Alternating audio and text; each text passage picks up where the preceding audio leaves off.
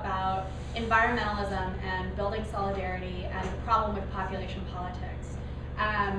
So environmentalism, that's a big idea. And I think that one of the ways that I think of it as big is that it incorporates a lot of things that, that people don't necessarily think of right away. For me, environmental work is very much about environmental justice, which environmental justice is not just a sort of green term tossed around by, modern non-profit industrial complex sort of national groups. This is a very specific movement led primarily by women of color that has come up out of decades of environmental racism and the strategic positioning of pollution and environmental degradation in communities of color and low-income communities. So environmentalism, which may evoke ideas of being told to change your light bulbs or sign a petition to save animals, also broadly includes this very social justice-oriented movement. And it also includes reproductive justice as well. And for us, I hate assuming that people don't already know these connections, so I'll be brief, but reproductive health and environment are intrinsically linked. If you want further information about that, we have these awesome publications here. We didn't put them up, but some really amazing allies did at the Movement Strategy Center, and they talk about organizations all over Turtle Island that are doing amazing work connecting reproductive health and environmental justice. But of course, our ability to make families, to work, to pray, to have health are completely affected by the environments that we live in. So environmentalism, big idea, lots of different movements, and in some ways it is misunderstood. I mentioned that nonprofit industrial complex.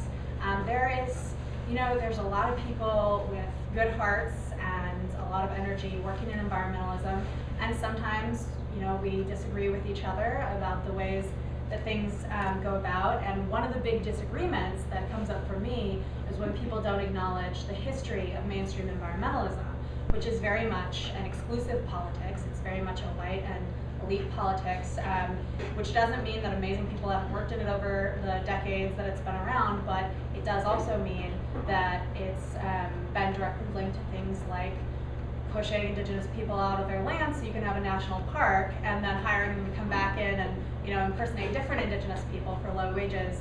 And all in the name of conservation, in the name of our great national park system, which Ken Burns can now memorialize and glorify, as in a way it should be glorified through documentaries. And it also means that mainstream environmentalism has been linked historically to trying to separate, through this idea of wilderness and conserving wilderness, trying to separate people from their environments and create separate ideas where people's work, especially working class people, and people's need for food and subsistence are separate from nature and separate from the environment and can be viewed that way.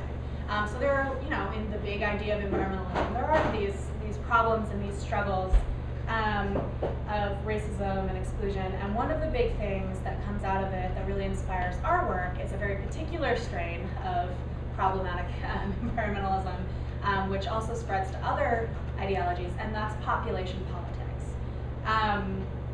So has anyone heard overpopulation, that word, overpopulation, ever?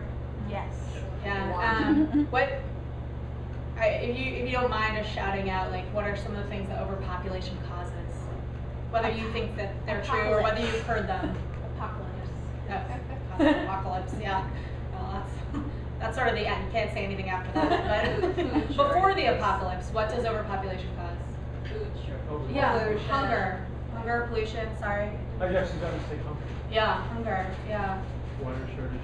Global warming. Yeah, global warming. Generally, all loss of resources, everything that causes environmental degradation, things that cause political strife. One of the articles we have on the table over here is called Youth Bulge. It's by a researcher named Ann Hendrickson, talking about something that's been very popular in the media lately, where people, instead of celebrating the revolutionary youth of Egypt and Libya, are saying, this unsettling of political systems is due to there being too many young brown men in Middle Eastern countries who can't have jobs. And these are very real struggles that people face, but it's put up as a national security fear, right? So overpopulation, boy, it does a lot of bad things. But it's an idea. How many people is too many is an idea, and it's a very changeable idea.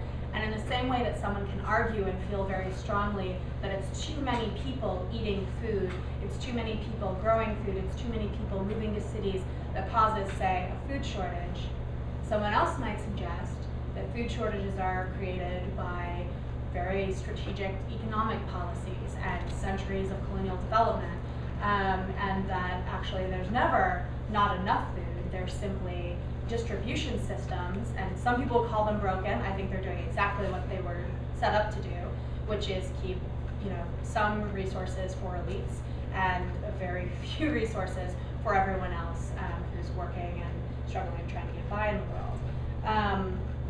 So that idea of overpopulation as the cause of hunger is one that I'm gonna challenge a little bit, and the idea of overpopulation as the cause of environmental degradation, climate change, and pollution, some of those other ideas, that's something I'm going to challenge very directly. I was at a conference this weekend and I heard someone speak, really amazing man, he's a biologist, and I respect his work very much. He studies biodiversity, and he feels very strongly, as do I, as do a lot of people, that we're in a period of massive species loss right now, and it's increasing, and it's dangerous, and it's really, poses a danger to our survival as a species, to the planet's survival in the way that we understand it. And so he showed at one point in his presentation, he was doing a PowerPoint, which unfortunately for you I'm not doing, but I'll demonstrate with my hands.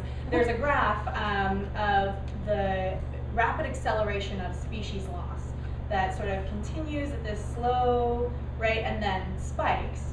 And he showed alongside it a line showing human population, which of course, as we all know, spiked hugely in the 20th century, doubling and then continuing to rise, right?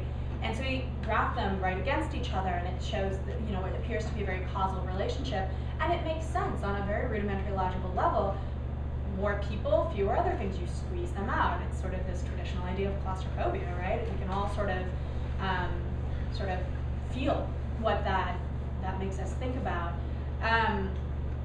But at the same time, if we take a step back, if we take a deep breath, we can think there are a lot of other things in that same time period that can be graphed against that line.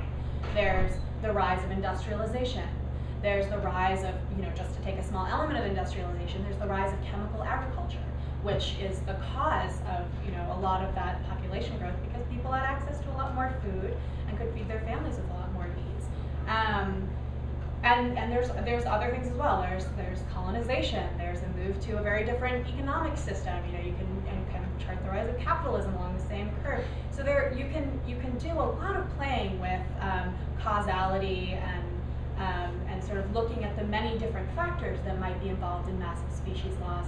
And it's not as simple as showing that one line of human population growth. But it's important to sort of look at the roots of why we so immediately, at least as a culture in the US, why we so immediately attribute population or attribute problems to population growth. And sort of where this started, you may all know about the Reverend Thomas Malthus, who is in the 17th century, the 18th century, the 1700s, that's when he was born. And he was an Anglican clergyman who did some math, and he strongly believed that human population growth is always going to be geometric, and it's going to be unstoppable. So it's going to be, you're going to go 2, 4, 8, 16, 32, indefinitely.